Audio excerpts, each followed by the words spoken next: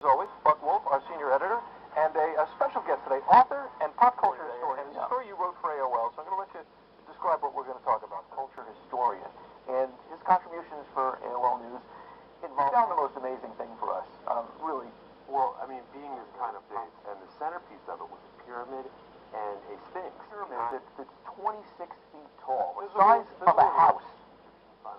He'd make it to the top of the pyramid and then tumble off of it. And you think of all the performers who have fallen off stage, all the injuries that have happened in rock and roll. Aside from being a big Todd Rundgrens fan himself, he and Todd became friends after. It's a special story because Dan is a real-time computer networking pioneer with us today. And thanks for making this interview possible with all your research. Friendship.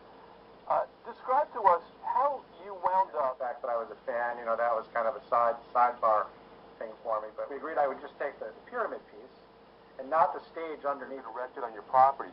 You didn't just put it up. You put a lot of thought into how it was out in the field with nature. What I did is I thought about, let's just replicate that orientation. So I went out and I got a handheld GPS, 5 kids, and they lived through this whole thing as my wife did. We're pretty laissez-faire parents, but I think you need to go all the way to the top. And you can turn around and face this pyramid is fascinating, and maybe some other time we could get into that. But being with us on Skype, which of course you helped to make possible. Thanks for the invitation. And now let's actually talk with Todd Rundgrens, who has been the subject. Via Skype, via Skype.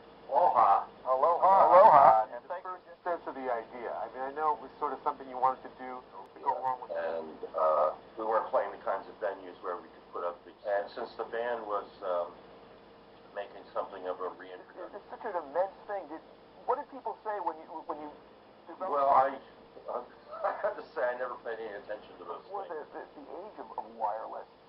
The most dangerous aspect about it, well, he was a big burly guy, he'd be able to try it. So I only did it about maybe 2 times in rehearsal and just waste the whole thing. So, how many times did you end up? I don't know. So next time you make it up to Massachusetts I'm a circumspect person now.